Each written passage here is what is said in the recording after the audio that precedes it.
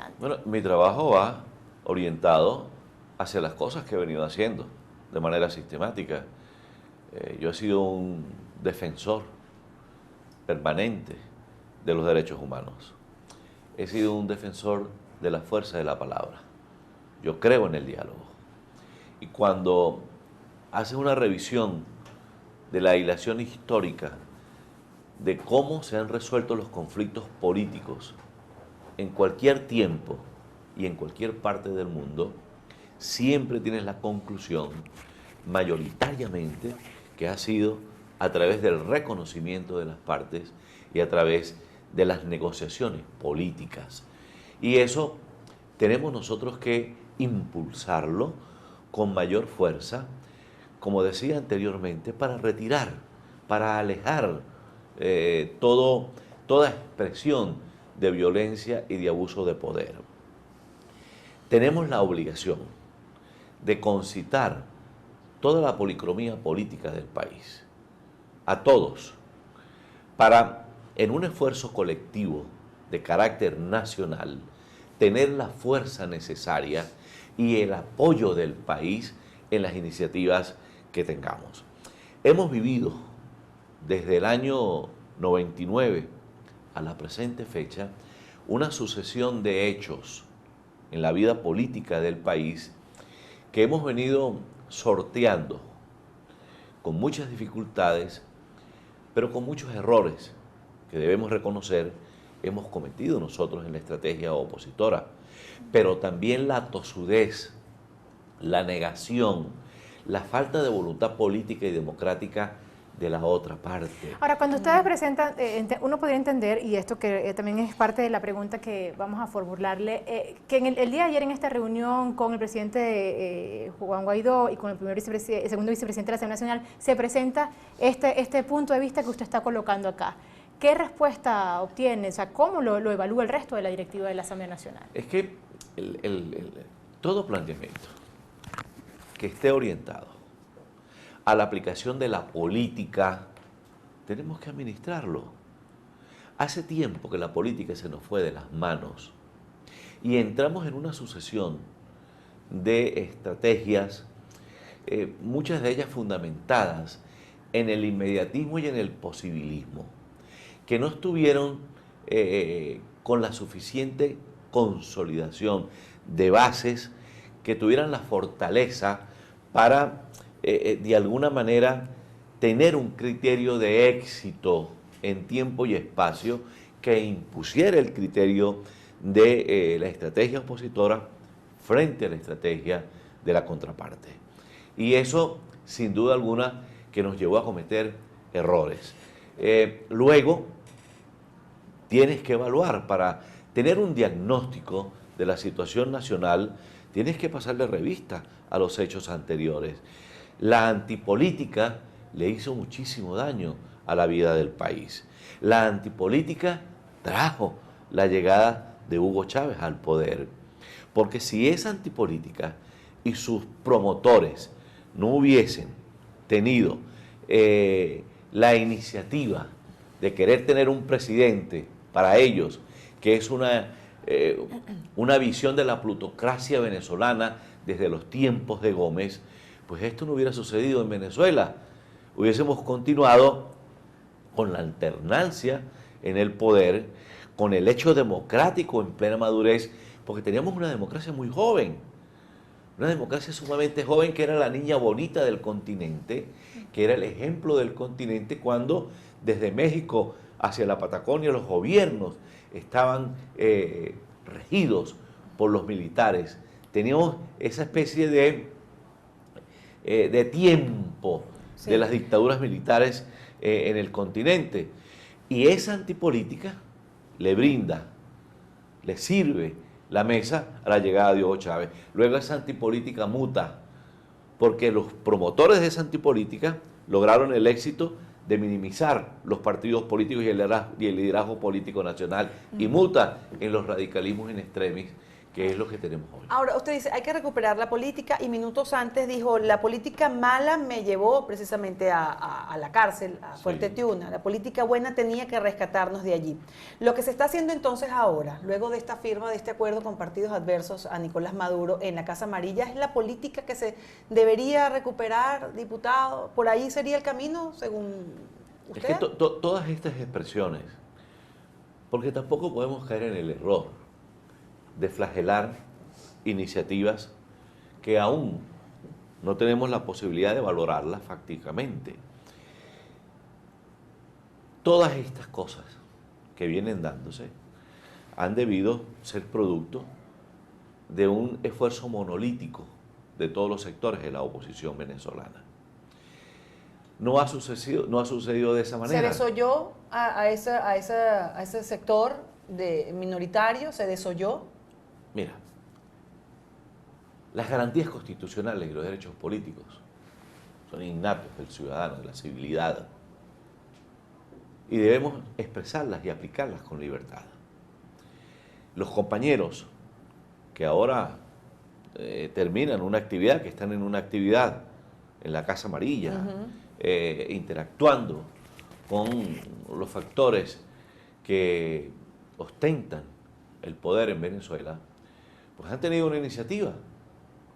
Ojalá y esa iniciativa tenga una concreción propositiva para el país. Buenísimo.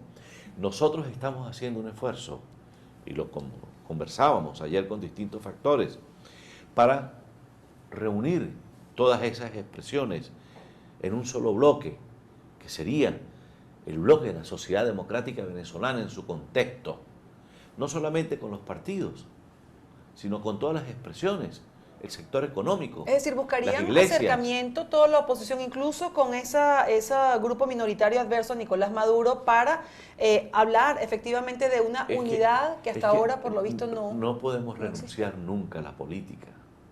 Uno de los graves errores cometidos fue que renunciamos a la política, y hay que poner la política en la mesa. Cuando leemos la autobiografía de Mandela, podemos ver un retrato de muchos de los hechos que suceden en el país. Ahora, pero Juan Guaidó dice, para ser opositor hay que ser opositor, es decir, para llamarse opositor hay que ser opositor, en clara alusión a este grupo que ha tenido el acercamiento con la administración Maduro. Mira, los criterios, las visiones, los puntos de vista, las conclusiones que se expresen en determinado momento como un argumento para contrarrestar un planteamiento, una visión distinta, pues es lo correcto. Por supuesto que Juan ha sido asertivo en el discurso para dibujar lo que sucede y lo que estamos viviendo. Existían, previo a esta situación, un esfuerzo, una iniciativa que se denominó el Grupo de Oslo. Sí. Juan ha dicho incluso que eso está finiquitado, pero es que mañana podemos tener otra denominación, otro conceptualización de otra iniciativa que está orientada todas dentro del mismo petitorio. Si tú revisas cuál fue la propuesta, por ejemplo, de República Dominicana, es una copia del carbón de las otras iniciativas que hemos tenido con el diálogo, es una copia de la iniciativa de Oslo, es quizás también una copia de la iniciativa de estos compañeros de oposición que están ahora en la Casa Amarilla. Quizás con algunos cambios, con un anexo más, con un anexo menos, pero ¿a dónde están orientados? A la construcción de una salida política. ¿Hacia dónde conduce? Hacia el finiquito del modelo político fracasado que hoy estamos viviendo y que nuestro pueblo está sufriendo en carne propia. ¿Qué están esperando los venezolanos? Una acción política inteligente que tenga un criterio de éxito frente al drama que están viviendo. Porque el problema es que el fracaso del modelo político, aunado al éxito relativo de las políticas de la oposición concluyen en una desventaja para el ciudadano de a pie, para la clase media que está destruida, para los sectores populares que están sufriendo en carne propia las dificultades del fracaso del modelo político. En consecuencia, ese venezolano está esperando con avidez, con esperanza, el resultado propositivo de las acciones que se tomen. Así es. Ahora, ¿cómo queda entonces? Esta es una de las estrategias. Según usted dice, están realineando estrategias y están justamente en este proceso de conversaciones, etcétera. Pero ¿cómo queda, por ejemplo, digamos, el panorama internacional, la presión internacional? El lunes se reúnen los cancilleres para la activación o no del TIAR, y es un punto importante que incluso en Estados Unidos han estado evaluando. ¿Cómo ve usted esa otra posibilidad? El discurso político tiene distintas herramientas, tiene distintos elementos para la confrontación de la réplica y la contrarréplica. Pero la política, lo que marca el librito de resolución de conflictos a través de la historia, tiene 2, 3 patrones fundamentales que no podemos ignorar. El primero es el reconocimiento del otro, el reconocimiento de las partes. El segundo, la voluntad política y democrática para asumir este contexto. Y el tercero, la actitud. ¿Quién tiene la actitud? ¿Quién tiene el lápiz y la borra? ¿Quién tiene la posibilidad de resolver este nudo gordiano? Bueno, el mayor peso descansa sobre quienes ejercen el poder, porque son los que pueden resolver la situación.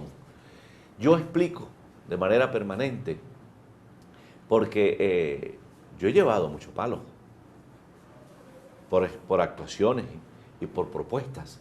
Por ejemplo, he sido asociado de manera permanente a representantes de quienes ejercen el poder. Y yo les he explicado que mi obligación en el Parlamento era interactuar con aquellos que ejercían la conducción del poder legislativo. Y por allí pasaron Diosdado, Cilia, Nicolás, Sotorrojas, Ameliac, paz descanse William Lara. ¿Y con quién tenía que actuar si eran los presidentes del Parlamento y yo era jefe de la fracción? Con ellos. Y eso nos motivó en distintas oportunidades a, en esa interacción, propiciar soluciones a problemas de los venezolanos. A eso se le ha llamado también colaboracionismo por algunos sectores. Esos son gamilatías, argumentos fatuos de quienes no tienen la fuerza, porque quienes utilizan esos argumentos no tienen nada que presentarle al país. Por ejemplo, si yo tengo el mandato de una familia, la autorización de una familia para actuar frente al gobierno en la liberación de uno de sus seres queridos, ¿con quién voy a hablar? No puedo ir a pedirle esa liberación, por ejemplo, al jefe de mi partido, a Henry Ramos. No se la puedo ir a pedir a Enrique Capriles. No se la puedo pedir a Falcón, porque ellos no tienen las llaves de la cárcel, porque ellos no interactúan con los operadores de justicia. Esa acción tengo que desplegarla ante quienes tienen la posibilidad de liberarme un preso y de aliviar la angustia, la zozobra de una familia. Porque hemos cometido el error de olvidarnos de los presos políticos y de olvidarnos de lo que sufre una familia que tiene un ser querido en prisión. Yo pasé ahora lo sabe usted en de ser un propia. defensor de la libertad de muchos presos políticos a ver a mi familia luchando por mi libertad. ¿Y a usted mismo? Y nosotros no podemos pasar en esta etapa del proceso político nacional de perseguidos a perseguidores. Y para poder resolver, tú tienes que interactuar con la otra parte. No tienes otra alternativa. Ya prácticamente tenemos que despedir, pero nos gustaría saber si tiene información sobre los miembros de su equipo que también han estado detenidos. Sí, hoy, ayer y hoy se han venido produciendo liberaciones de ¿Cuántas? compañeros. No tengo ahora el número. Hay un listado. Ayer me enteré que cerca de 98 o 90 venezolanas y venezolanos, y allí están incluidos mis compañeros de prisión. 98 van a ser excarcelados. Sí, Okay. que han debido ser liberados en el momento en que yo fui liberado, que no han debido estar presos nunca, como nunca debí estar preso yo. Esos muchachos, trabajadores de la Asamblea Nacional, 3 de ellos se montaron en el carro a salir del partido para darle la cola al metro. Y mi conductor, de muchos años, no tiene derecho a tener una prisión de ya 138, 39 días. ¿Por qué castigar al débil? La joya de la corona, en ese momento, era el diputado Edwin Zambrano. Entonces, ¿cómo extender el abuso de poder hacia unos muchachos que son muchachos humildes, trabajadores, que ninguno de ellos estuvo en los hechos del 30 de abril, que es donde supuestamente asocian actos para encarcelarme? Y hoy, en consecuencia, debe producirse esa libertad entre hoy y mañana. Nosotros estamos haciendo muchos esfuerzos, muchos contactos para propiciar la salida de nuestros compañeros. Pero debo concluir con la anuencia y la bondad de ustedes en el tiempo, que debemos hacer todo el esfuerzo por construir la paz. Nosotros no podemos incentivar, ni propiciar, ni construir elementos para la violencia en Venezuela. Hemos tenido una violencia durante 20 años. Hemos tenido hogares llenos de luto que dejaron sus hijos, sus hijas en el camino, pidiendo democracia, justicia y libertad. Nosotros no queremos más luto para el país. Nosotros queremos un país con el regreso de los muchachos y las muchachas que se fueron en busca de lo que no les ofrece el Estado, de los que les castró el modelo político, y se fueron allá goteando el horizonte, buscando vida.